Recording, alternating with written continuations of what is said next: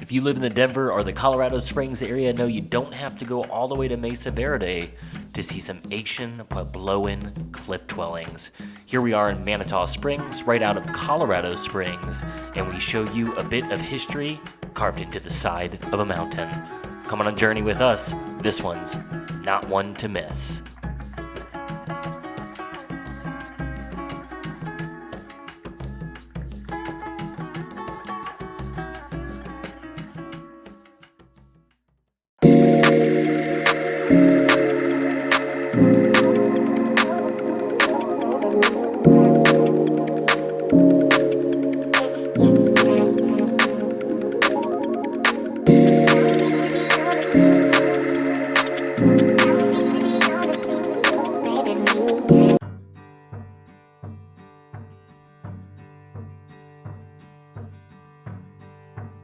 From where we are in Roxborough Park, which is in Littleton, this is about an hour away. It's just right outside of Colorado Springs. It's practically Colorado Springs. You get off here at the 24 by Cheyenne Mountain. You follow that in almost to Manitou Springs, and right before you get to where you would go off to see the town of Manitou Springs, you are greeted by some ancient history. You can definitely see why the Puebloans picked this side of the mountain. It was sheltered in a way that you couldn't even see it from the 24 here. As you turn in, get ready to be greeted by history. And I will say this, you're gonna see that the people that work here are super friendly. This place is dog friendly, which we loved. We brought our pups. Loved this quote right here. We are all of one human life. We must live in harmony with each other. Hey. Hi, Bob. You got two adults? Yes. Anybody military? Prior military? No. Nope. All right. Well, it's attached to it. It's actually a good-looking dog. Oh, that's so sweet. Good looking dog discount. Which one? That's so sweet. Don't put it on Yelp. Hey, don't even Everybody will mention think their it. dog's good looking. Exactly. That's so funny. Where are you guys visiting from? We're out in Roxborough Park. Love cool. the rocks. Just trying to see some more. Yeah, we've never been here. We're excited. Pull into the parking lot and you see this place is not very crowded. We went on a Sunday, and anything in the Colorado Springs or Denver area is usually just packed full. So this is truly a hidden treasure. We went to Garden of the Gods after this. It was an absolute zoo. Look at us go. It's dog friendly. She's excited. Everybody's excited. I also have to mention that we don't just make these fun videos for a living. We own a real estate brokerage in Denver and Colorado Springs. If you're thinking about moving to, investing in, or moving from the area, we'd love to help. We're both super duper excited to go into the Manitou Cliff Dwellings, and we're not the only ones that are excited. This place is dog friendly, so we've got Beyla and we've got Ruthie with us today, which I was just shocked that we could walk into these ancient cliff dwellings, which you're beginning to see here, with dogs. Now, Colorado might be one of the most dog-friendly places that you could ever imagine, but generally historic sites like this don't even allow dogs. Even the state park right by our neighborhood, Roxborough State Park, doesn't allow dogs unless you're on the county road. So this was truly a treat for us to get out, but also to be able to exercise the dogs.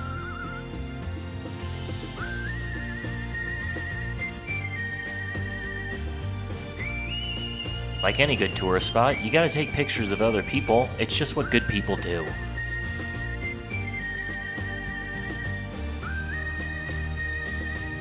This place doesn't just have the cliff dwellings, it has two really remarkable museums and an awesome gift shop. We're gonna go through those first before we go through the main section of the cliff dwellings. We're gonna stop in a couple structures. No, we can just walk right on in these dwellings, Ruth. They said you can touch them too on the website. This is the Mesa Top structure. Look at those two. She's like, there have been people here for long times. Nice structures. But you cannot eat the corn. We've been grinding corn on that for forever. If you think about it. Look at that window, Ruth.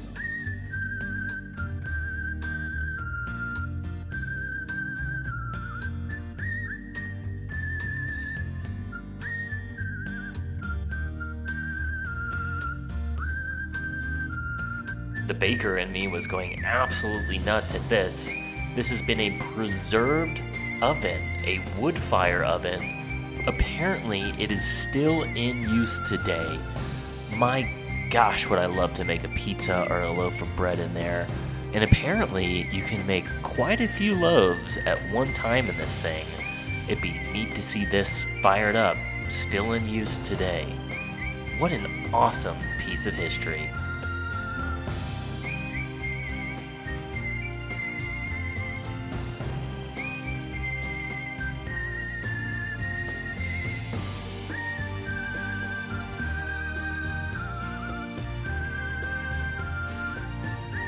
Walk down the stairs with us, and this is where you're going to enter into a really, really big gift shop, as well as there's a museum to your right, and there's a museum straight ahead. So we're going to walk through the gift shop first, and then we're going to show you both of these museums.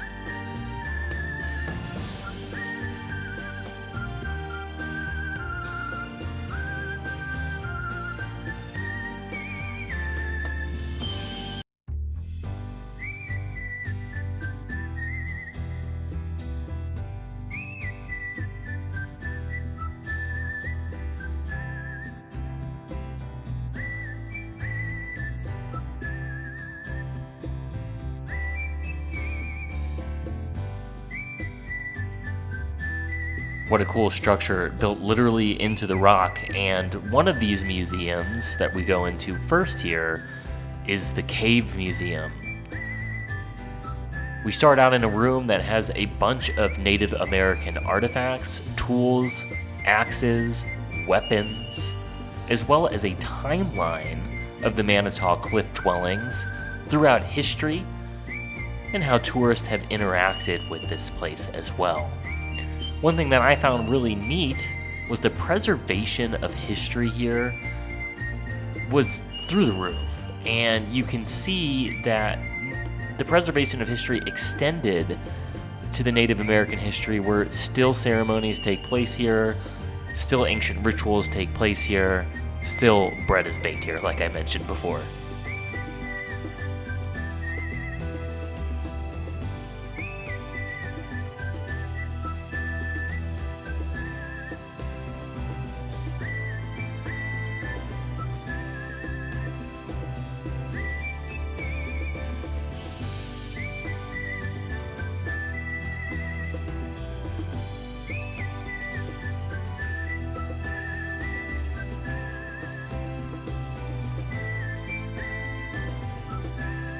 You know, Derek always geeks out about a good old map, like I've seen in some of the other videos here.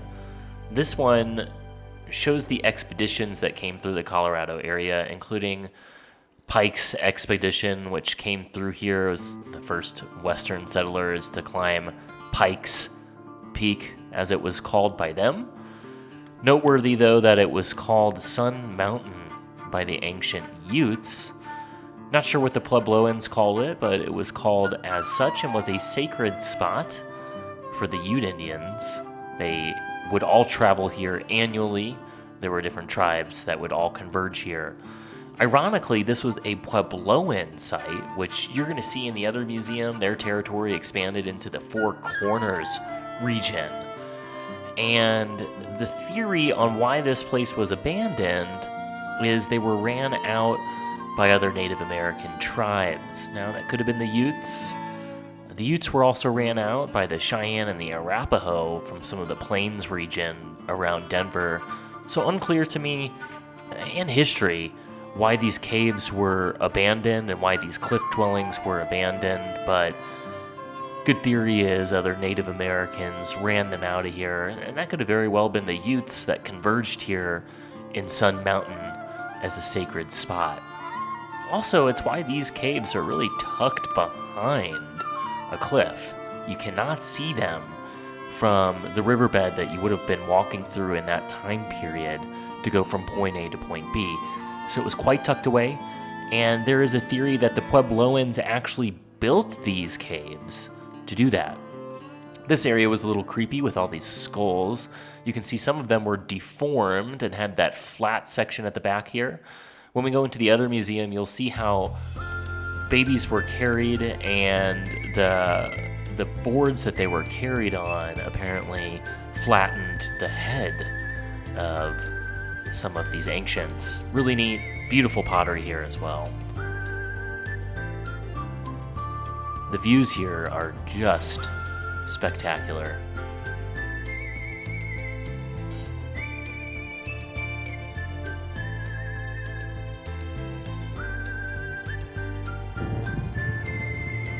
Look at that.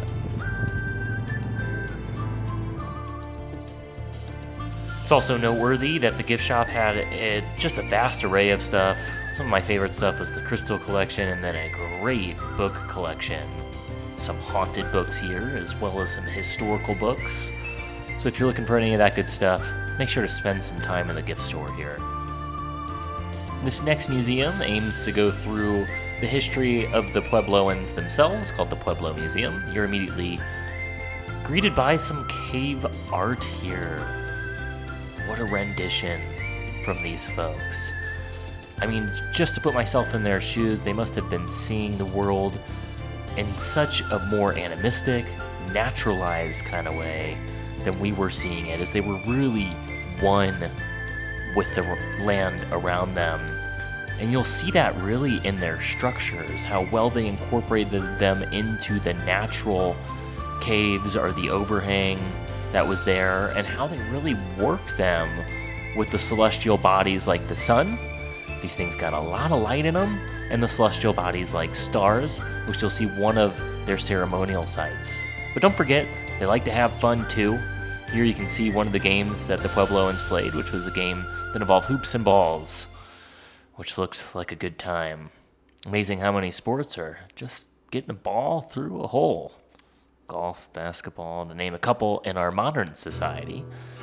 Also, these plants are all around Roxborough, where I live at, and I didn't realize it was yucca, which is edible. The root is kind of like a potato or a carrot, and can be used in all sorts of things. These are those holders, those board holders for young infants that made those skulls flat that I had mentioned previously.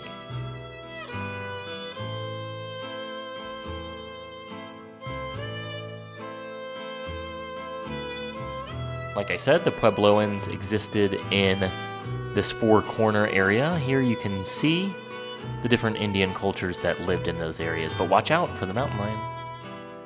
Beautiful pottery, too.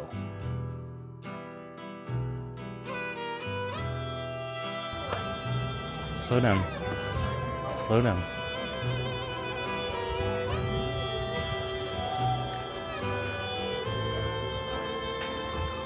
We're going to spend some real time here in the cliff dwellings and walk through them as if you were actually walking through them as a visitor. These things were They are absolutely nice and cool, incredible. that's for sure.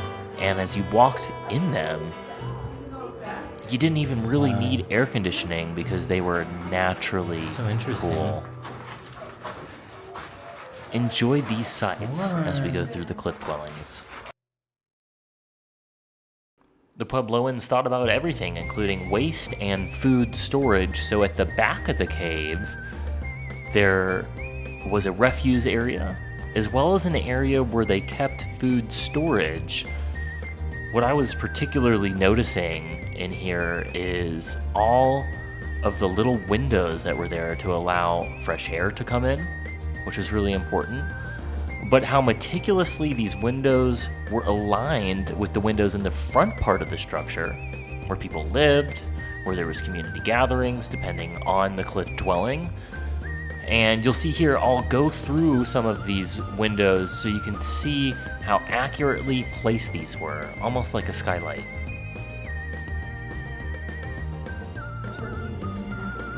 Oh.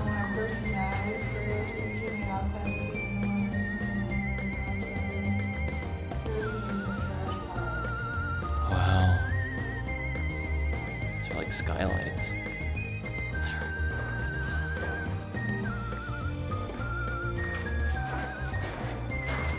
So nice.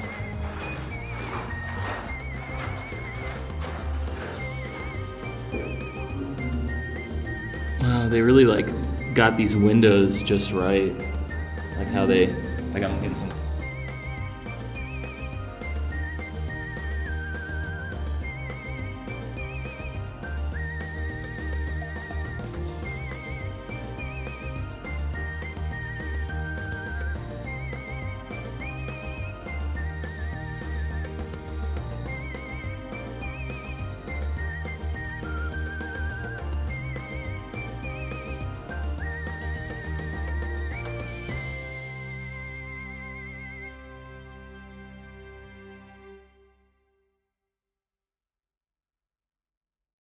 The Puebloans have sites all across the Four Corners, and what is very, very common in these sites is an ancient place of ritual. I kind of joke this is where spirits would have met humanity. This is where the ancients would have communed with the gods, and there was all sorts of ancient rituals to do that, as well as out-of-body human experiences to do that. All of these areas were aligned with cosmology. In other words, there was sacred alignment here that made these chambers, which would have been covered here completely in darkness, connect with the heavens.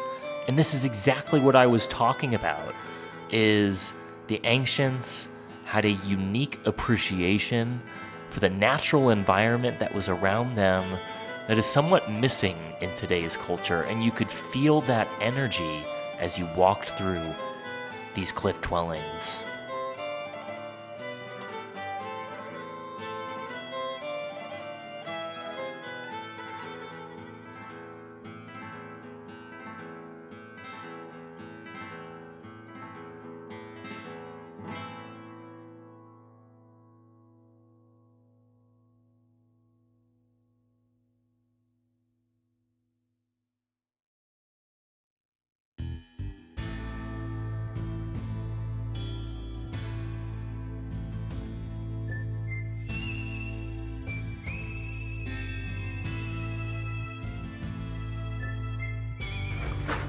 Organic shots.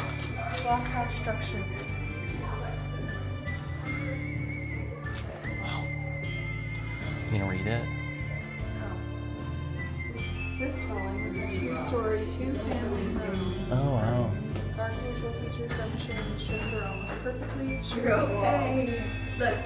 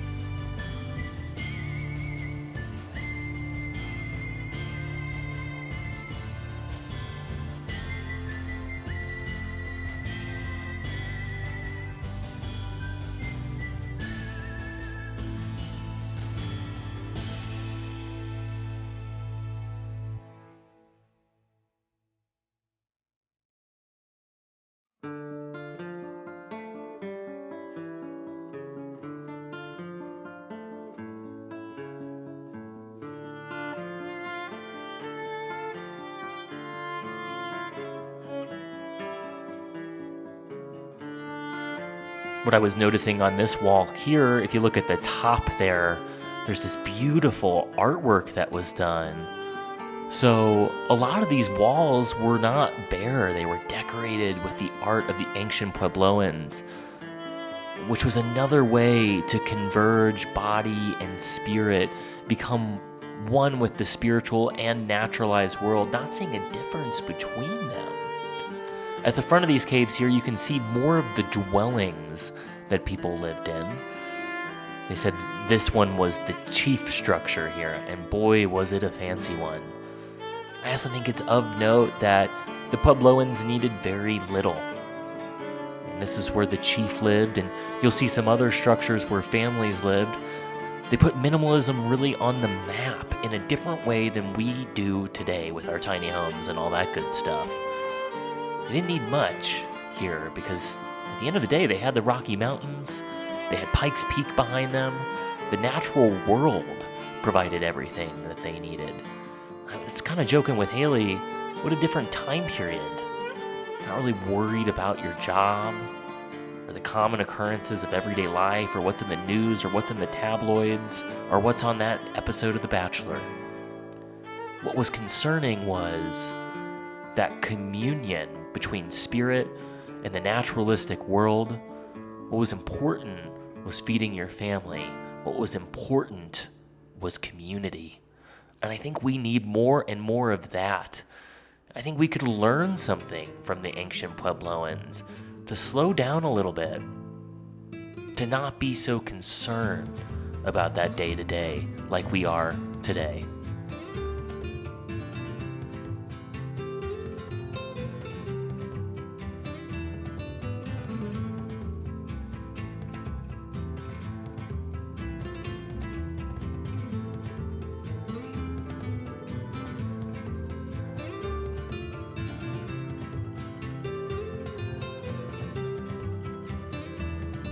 At the heart of that realization between spirit and the natural world was also death. And I thought it was a little eerie, but neat to find these areas where that transition between death and life would happen. This was an area where the dead were stored in the ancient caves. Look through that as it reaches through the heavens, where the ancients would have communed once again with the Great Spirit. Super eerie, super fascinating, super humbling, and super enlightening to put yourself in this position.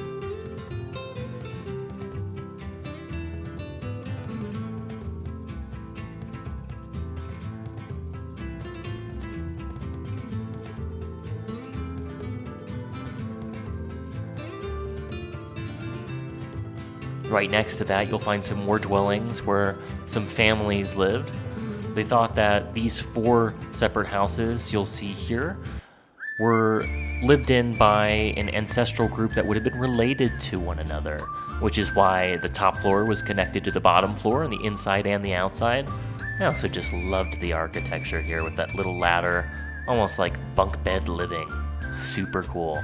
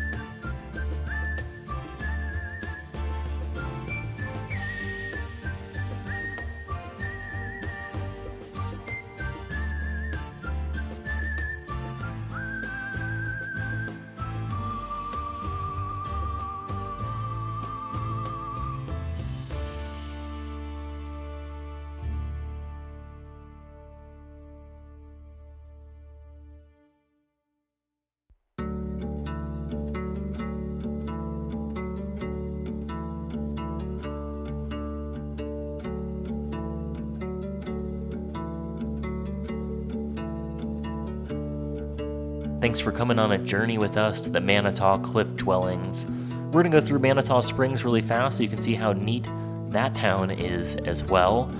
It was hopping on a Sunday, which once again, the Cliff Dwellings were not so busy. So if you're looking for one of the coolest things to do in Colorado without that much of a crowd, maybe we just got lucky, or maybe this is a hidden secret. When we talked with a local in Woodland Park, where we got some delicious food, he had never even heard of the Manitou Cliff Dwellings. Manitou Springs, on the other hand, is a great spot to stop, refuel, and see it in a historic town here that was truly beautiful. So, great day from Denver or Colorado Springs is to go to the Cliff Dwellings and then spend some time in one of these great restaurants in Manitou Springs.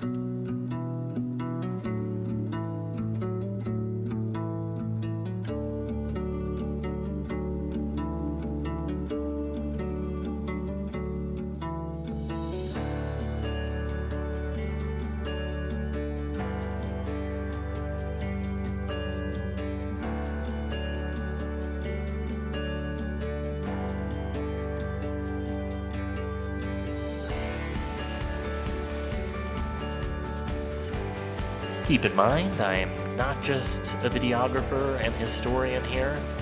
I'm not really that good at either one of those things, but what I am good at is real estate. So if you're looking to buy, sell, or invest in the area, I'd love to help.